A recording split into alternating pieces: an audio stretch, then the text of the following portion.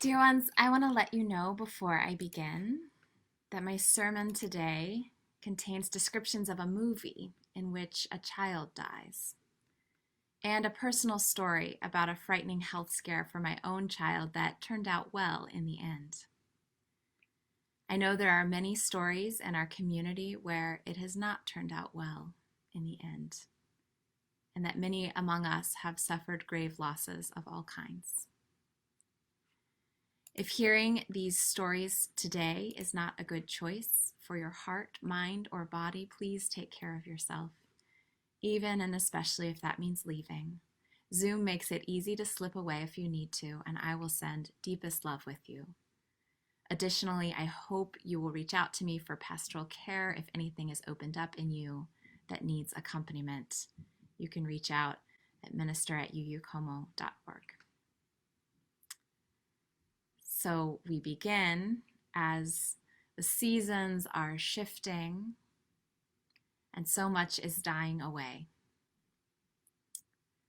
I have been having a lot of conversations with dear ones among us in the last few weeks even, and certainly months, about what it will take for us to live in this time of climate change, climate grief, climate anxiety, and perhaps early experiences of climate collapse. I have been talking with loved ones about fear and grief, about love and despair. And these conversations just keep bringing me back to the same theological claim about our response to life over and over again, starting from the very intimate level up to the more global. And so I invite you to journey with me first into the intimate. When our eldest child, Nora, was 9 months old, my spouse and I got our first chance to leave her with the grandparents and go see a movie.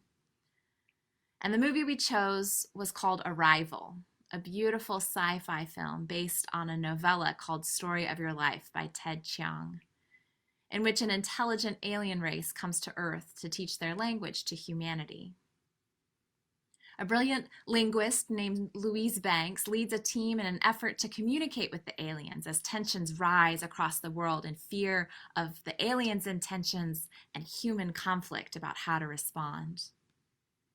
In the end, Banks cracks the code just in time to save humanity from itself. And she realizes that learning the aliens' language unlocks a non-linear experience of time that allows her to see into the past and into the future. We learn only at the end of the film that the plot has been jumping around in time to reflect Banks's understanding of nonlinear time after the alien encounter. Now, James and I are always game for some thoughtful science fiction, so we were excited to see this movie, but in the first half hour, we found ourselves weeping and cursing that no one had thought to warn us, brand new parents, of the prelude to the film, in which we watch Banks lose her daughter to a rare disease, an event that lends a theological depth to the film. So we begin the movie by thinking that Banks is starting her work with the aliens as a bereaved mother, only to realize that at the end of the film that this prelude with the loss of her daughter was actually years after her alien encounter. We learn that it is in that encounter that Banks sees her future daughter and that future daughter's fate. Upon learning the alien language, she sees the joy of her life with a daughter she has not yet conceived, sees every moment of beauty and pain, and sees that her daughter will die. We are left at the end of the film, knowing that Banks sees all of this and chooses to conceive and birth her daughter all the same. She says yes to life in full knowledge of the outcome.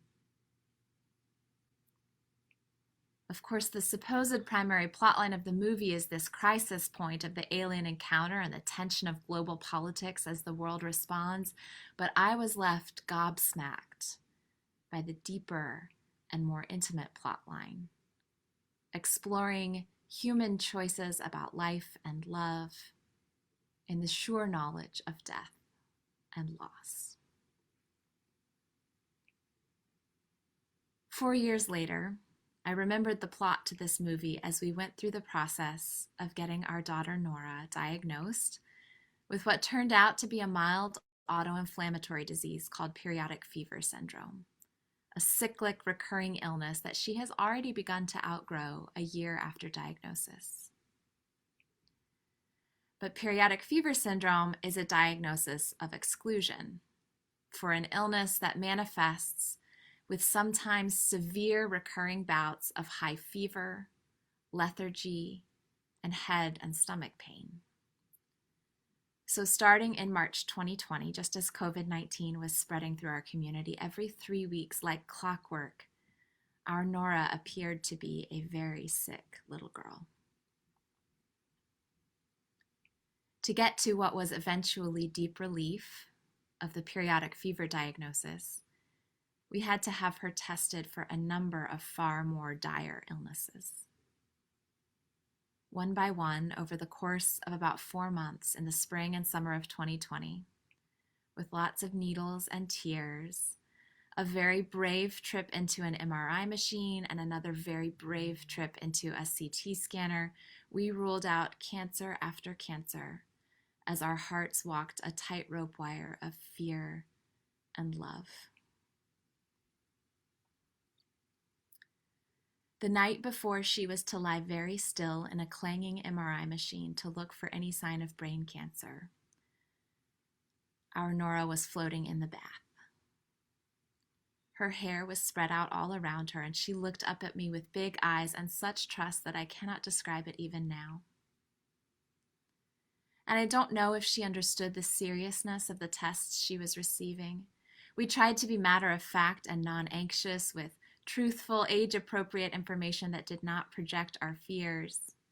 She knew that she would be lying down inside a machine the next day that would take a picture of the inside of her head to see if we could find out why it was hurting.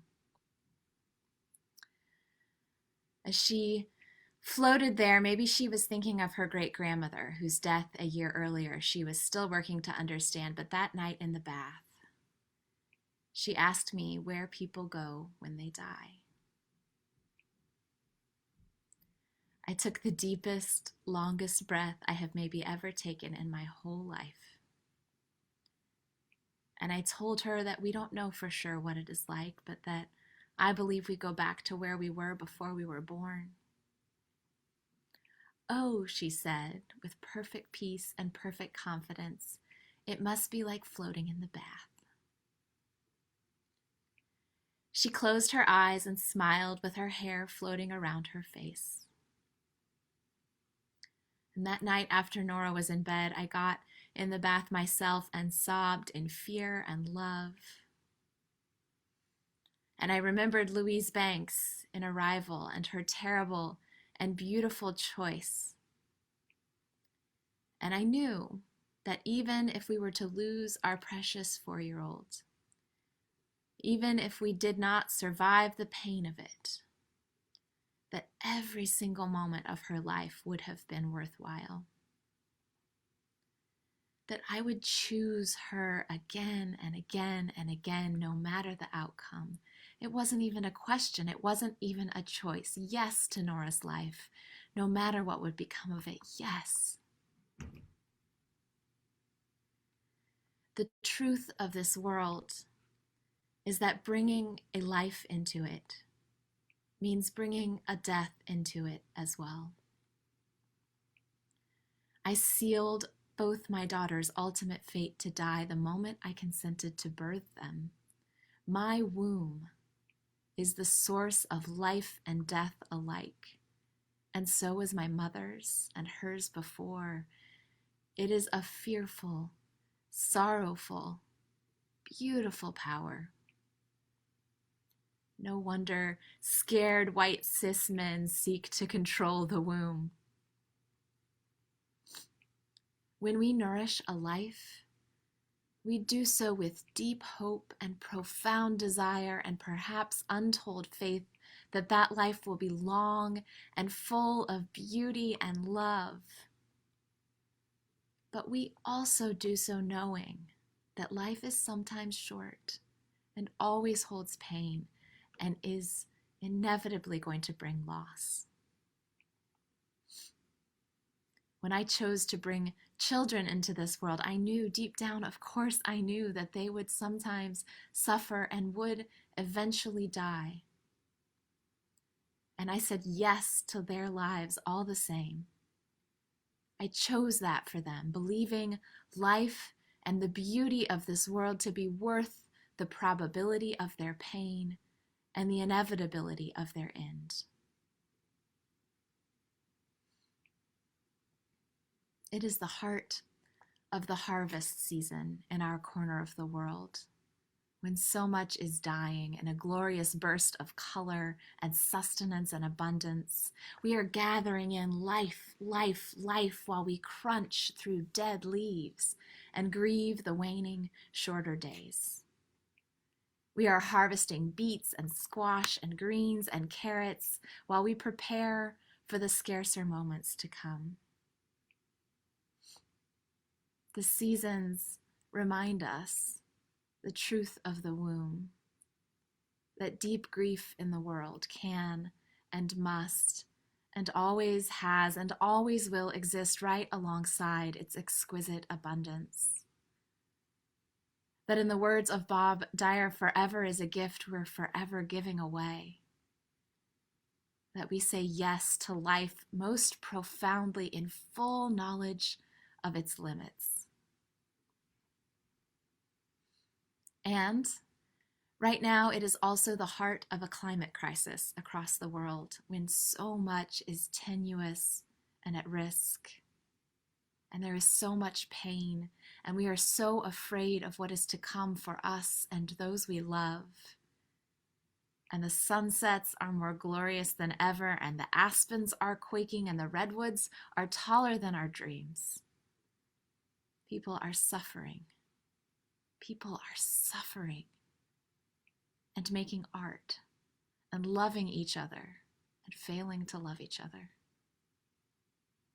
This season of human life on earth also reminds us of the terrible truth of the womb, that deep grief in the world can and must and always has and always will exist right alongside its exquisite abundance, that we say yes to life most profoundly, knowing its limits. And that indeed it is accepting its limits that allow us to create a culture of mutual thriving. And that indeed it is ignoring its limits that hastens our suffering and deepens our pain. Over the last 2 weeks, the world's leaders met at the United Nations Climate Change Summit in Scotland. And it felt to me, and perhaps to you, like a last chance to accept our limits and turn toward thriving. We will see what comes of it. The climate, of course, has already changed, despite our best attempts at denial. And the earth, of course, maintains its limits, despite our best attempts collectively to ignore them. And here I am, with 2 beautiful small children who will face the consequences of what we do now.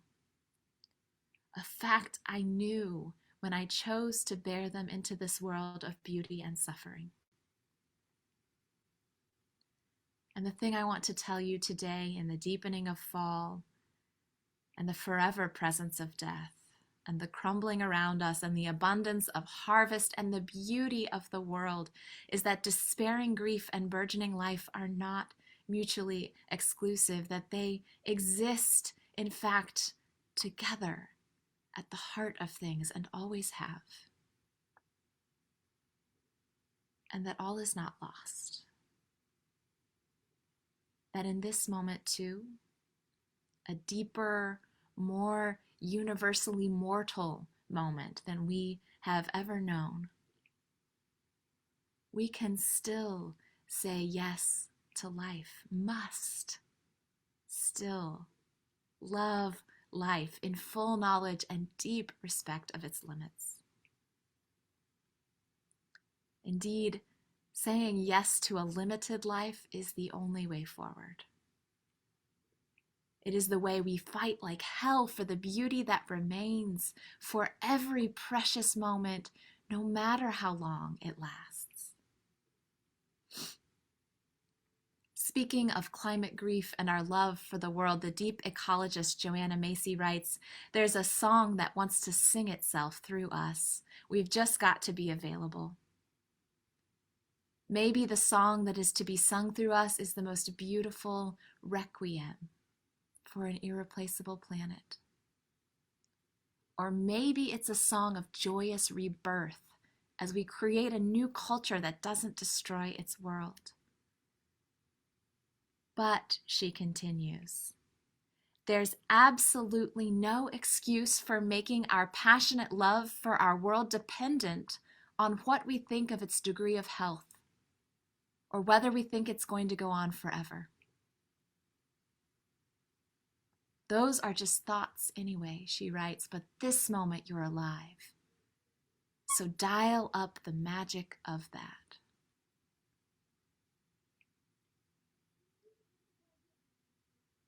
I'm going to say that one more time. There's no excuse for making our passionate love for our world dependent on what we think of its degree of health, whether we think it's going to go on forever. Those are just thoughts anyways.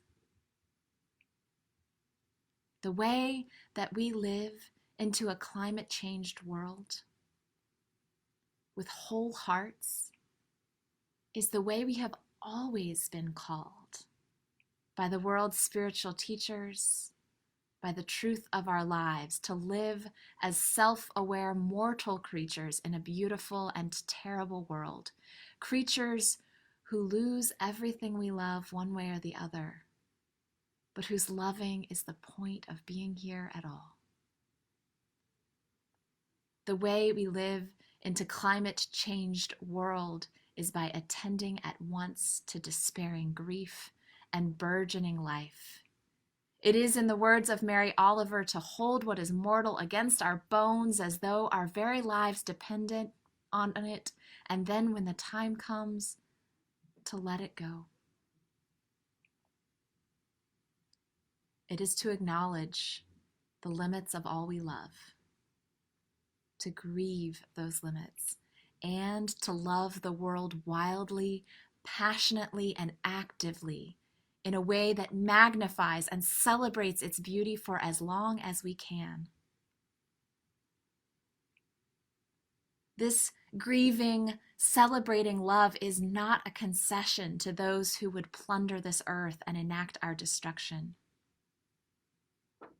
The thing about deeply, powerfully loving something mortal is that you accept its limits and rejoice in its fleeting days, all while you fight like hell for it to have the longest, brightest, most shockingly beautiful life possible, even knowing the inevitability of suffering and death.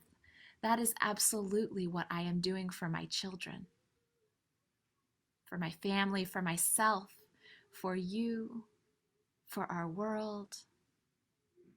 I am grieving, and that is part of the fight. I am rejoicing, and that is part of the fight. I am loving the world, and that is the whole fight. Joanna Macy names that we are living 3 stories at once in this age of climate change. Business as usual, which is a denial-filled narrative that everything's going great, even as we live beyond our limits and hasten destruction. The Great Unraveling, which is a narrative about all that is being destroyed and collapsing as the climate changes.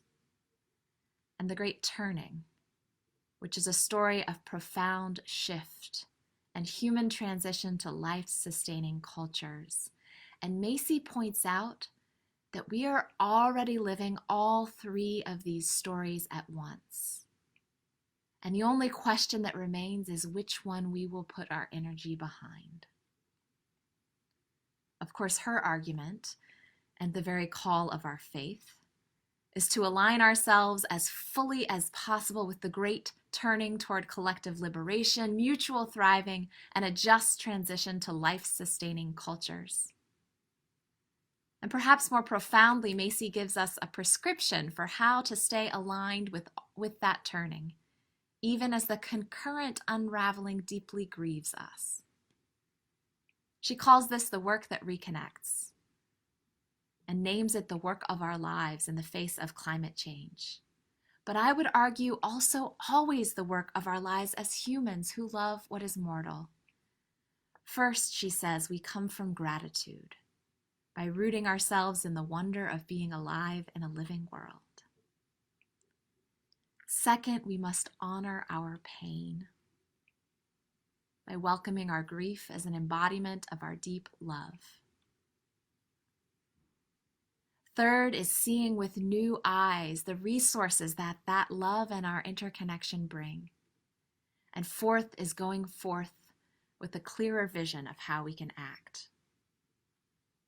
She names this as a spiral so that we circle around again then to wonder and presence and grief and connection and action, a spiraling dance that speaks to the collective moment, but also to every intimate and connected moment on this mortal earth we love so dearly.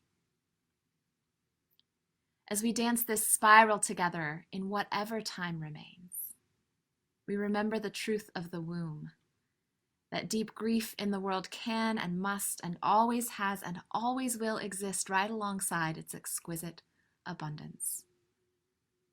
That we say yes to life most profoundly in full knowledge of its limits, and that we must say yes to act for life's thriving. Dear ones, I am grieving and I am grateful. I am aching for all that is lost and leaving, for the death that enters the world with every life, and for the plunder that brutally sharpens that ache. And I am glad that I am here now, that I can be one who loves the world passionately, wildly, just as it is, even in its death. And so doing becomes some small part of what carries the world through back to life again. When our loved ones suffer, we love them by moving toward them, not running away. And as our world suffers, we are called to deepen into the heart of our love for its beauty and its pain.